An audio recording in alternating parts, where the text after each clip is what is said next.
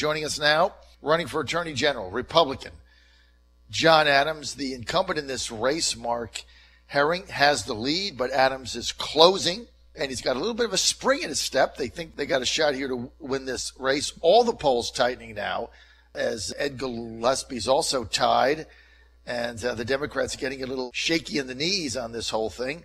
Terry McAuliffe coming out yesterday, the governor, predicting the Democrats would sweep and they'd pick up 6 to 8 seats in the House of Delegates. What else is he going to say? He's the governor, and he's funding the Democratic Party of Virginia. But that's what the governor predicted yesterday. I'm predicting that the Democrats will pick up 3 seats in the House, not 6, but 3.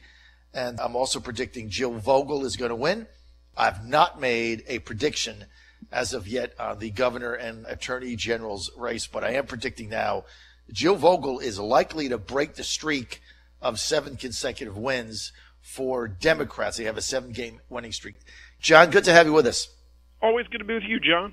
John, you had a debate on Friday at the Chamber of Commerce in Loudoun County, and you want to share your thoughts about that debate, how you interacted with Mark Herring, and how you think it went. Yeah, I mean, look, it went great, and we were really thrilled by it, and walked out of the room feeling very strong. I mean, what this came down to, John, is very simple. Mark has a record as Attorney General, and he is trying to run from it, and so he tries to resort to platitudes and sort of the old boilerplate Democrat, oh, John, you know, and then he rolls out some sort of broad platitude. But what we were able to do was constantly bring it back to his record as Attorney General. And as you know, John, he has failed to truly represent the Commonwealth of Virginia. He's picked and chosen which laws to defend. And then on matters of great importance to Virginians, we just haven't seen the results that we need. The heroin opioid crisis continues to spin out of control. When I started this campaign, I had to say, 3 Virginians a day are dying. Now I have to say 4. We have increasing violent crime in our urban areas, and we need some real leadership. As a former federal prosecutor, I can bring that experience to the table and help make us safer, and of course do the fundamental basic job of representing the Commonwealth of Virginia as a lawyer, not a supreme legislator, which is the way Mark has treated that office. Now, I've seen your ads recently pick up on TV in both the Richmond area, the Hampton Roads area. Tell me about the state of this race financially. I mean, Mark Herring, the incumbent, he spent early going negative on you very early. I think he started at the end of August or early in September, and now you're catching up with some of these ads. How does this thing look financially down the stretch, 2 weeks? Are you going to be able to keep pace with Mark Herring financially? Yeah, I made this promise to people all around Virginia months ago. I said we will not be outspent, and we haven't, and we won't down the stretch. The money, if you want to call it the money race, is neck and neck. You picked up on something really important, John. It's clear to me, at least, what his strategy was. Herring went with big money early, all negative. He just attacked me.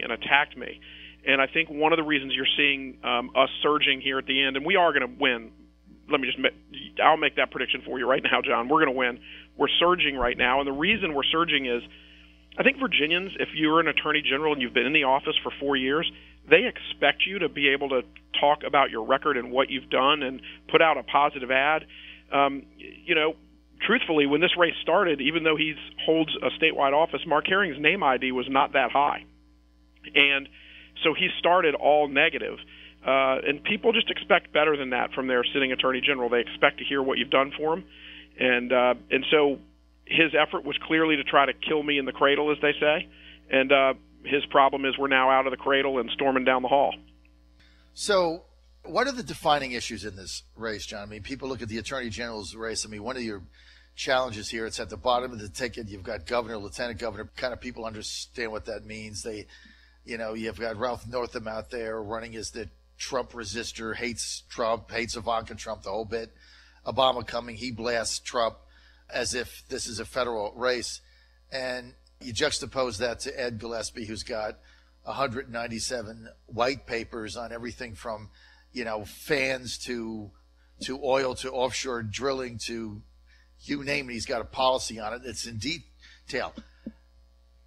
When people look at your race, what are the issues that separates you out from Mark Herring? Sure. Number one, follow the law. One of the reasons I believe, John, that Donald Trump was elected president is there is there is a massive frustration in this country with elected officials who don't follow the Constitution, who don't follow the law. The feeling that elected leaders aren't serving the citizens as they are required to do and should do, but rather are kind of looking out for themselves. And when you have an attorney general who, after the citizens pass a law, then decides whether or not he's going to defend it, that's almost the extreme example of an elected official turning their back on the citizens they were elected to represent.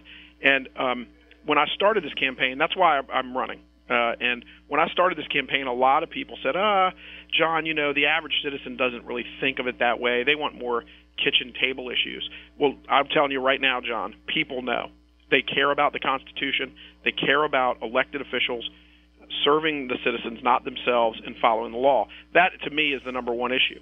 Now, as a result of Mark running around doing politics all the time, some other things that do matter at kitchen tables have gotten out of whack.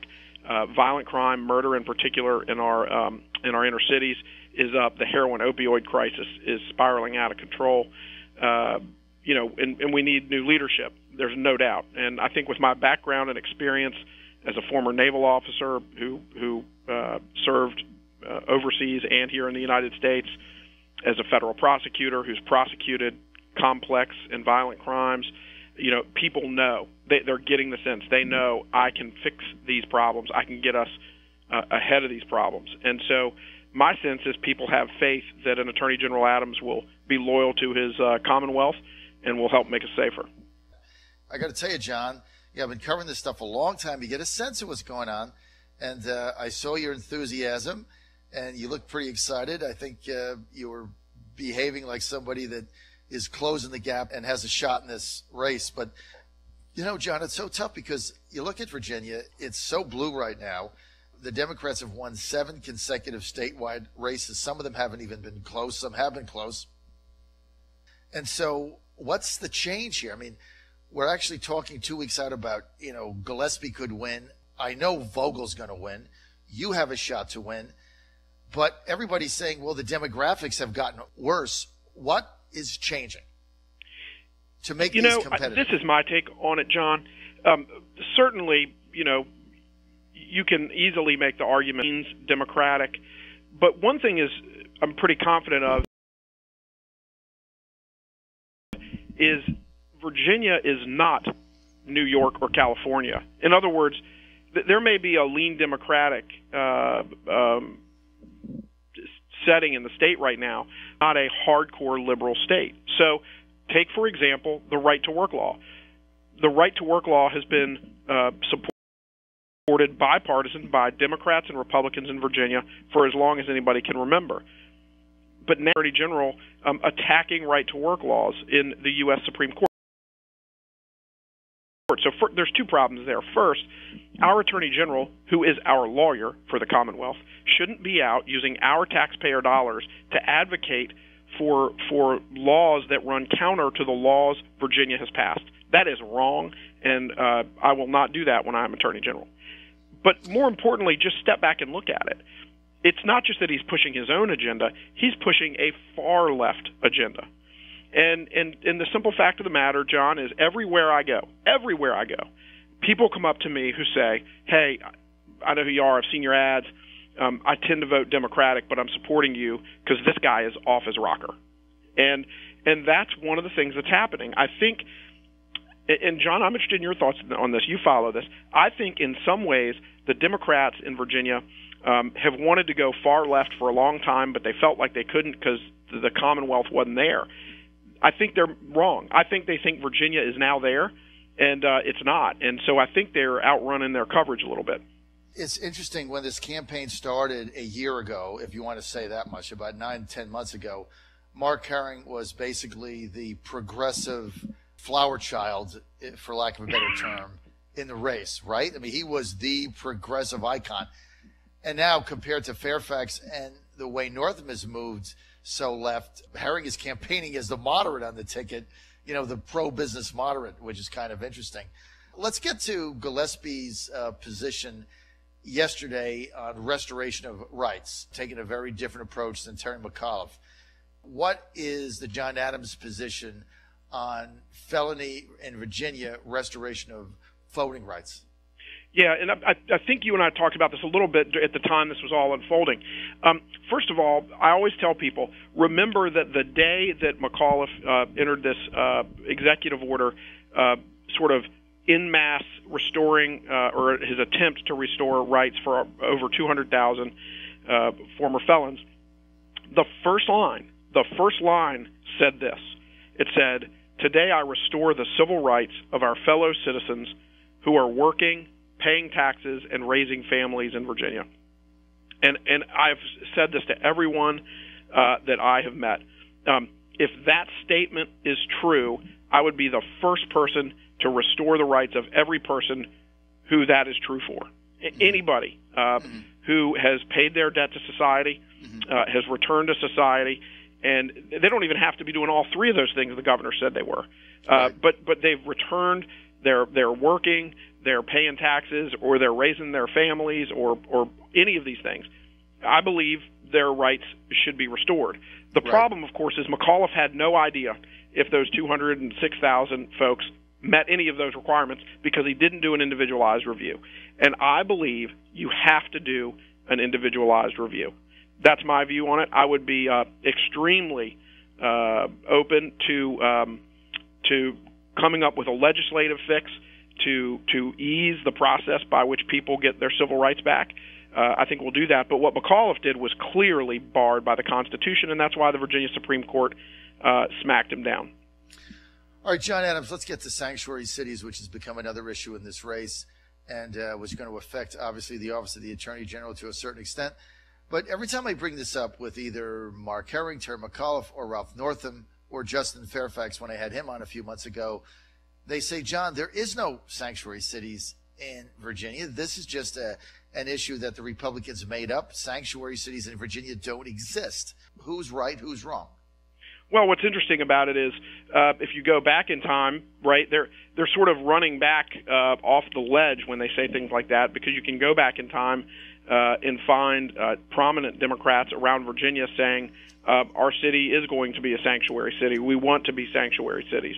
So I think in some sense you have a war of words going on. What my position has been is in any case where a city takes affirmative, or a county jurisdiction takes affirmative action to refuse to enforce a law because they disagree with it, you start to have the breakdown of the rule of law. And the rule of law is what separates the United States from third world countries. And we just cannot have jurisdictions that either explicitly come out and take action to forbid their law enforcement officers from enforcing federal law, or even do it in a less open way and create internal policies that may not even be public and tell their law enforcement officers not to do this. I mean, we just can't have that in Virginia. Like I said, John, you're talking about the breakdown of the rule of law. If people have a problem with our immigration laws, we have a way to fix that through our representative democracy, and that's how we fix those things. We don't let John, we're out of time. people pick and choose what laws to enforce. I want to thank John Adams for being with us, running for Attorney General. He's a Republican in the race. More information, go to johnadams4va.com. johnadams4va.com.